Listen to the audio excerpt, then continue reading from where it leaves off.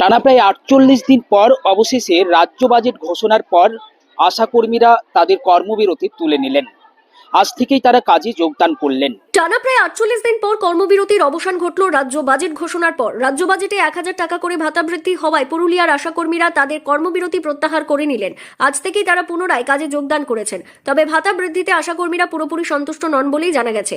তাদের অভিযোগ, এখনো তাদের সমস্ত দাবি পূরণ হয়নি। বকেয়া ও অন্যান্য ন্যায্য দাবিগুলি নিয়ে তারা ব্লক স্বাস্থ্য আধিকারিকের কাছে স্মারকলিপি জমা করলেন।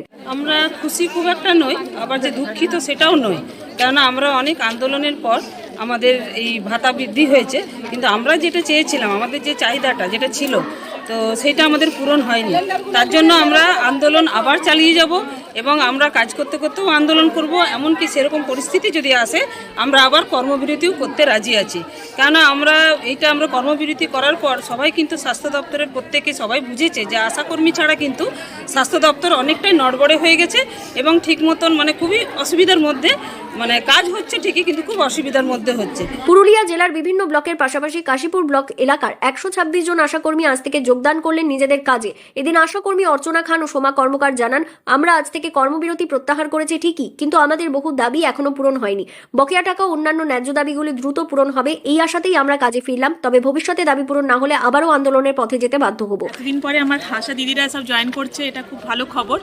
তাদের অনেক কিছু দাবি দাওয়া ছিল, তাতে তারা অনেক কিছুতে সফল হয়েছে, অনেক কিছু হয়তো বাকি আছে, আগামী দিনে হয়তো অনেকটাই সুরাহা হবে। তবে আশা দিদিদের আমাদের স্বাস্থ্য ক্ষেত্রে তাদের ভূমিকা অনেক বেশি। তারা না থাকাতে স্বাস্থ্য অনেক কিছুতে আমাদের হ্যাম্পার হচ্ছিল, অসুবিধা হচ্ছিল। তো তারা আসলে আমাদের আগে যে কাজগুলো যেরকম চলছিল, আশা করি সেইভাবে তারা আবার নতুনভাবে কাজে সেই উদ্যমে তারা ফিরে আসবে। এদিন আশাকর্মীরা তাদের বিভিন্ন দাবি সংক্রান্ত একটি স্মারকলিপি কাশীপুর ব্লক স্বাস্থ্য আধিকারিক ডক্টর অসীমা মইয়ের হাতে তুলে দেন। স্মারকলিপিতে বকেয়া পরিশোধ, কাজের স্বীকৃতি ও অন্যান্য সুযোগ সুবিধার দাবি জানানো হয়েছে। উল্লেখ্য, রাজ্যের বিভিন্ন প্রান্তে স্বাস্থ্য পরিষেবার ক্ষেত্রে আশাকর্মীরা একটি অত্যন্ত গুরুত্বপূর্ণ ভূমিকা পালন করেন। গ্রামীণ ও প্রান্তিক এলাকার জনস্বাস্থ্যের মেরুদণ্ড হিসেবে তাদের অবদান অনস্বীকার্য বলেই মনে করছেন স্বাস্থ্য বিশেষজ্ঞরা। পুরুলিয়া থেকে শান্তনু দাসের রিপোর্ট, লোকাল 18 বাংলা।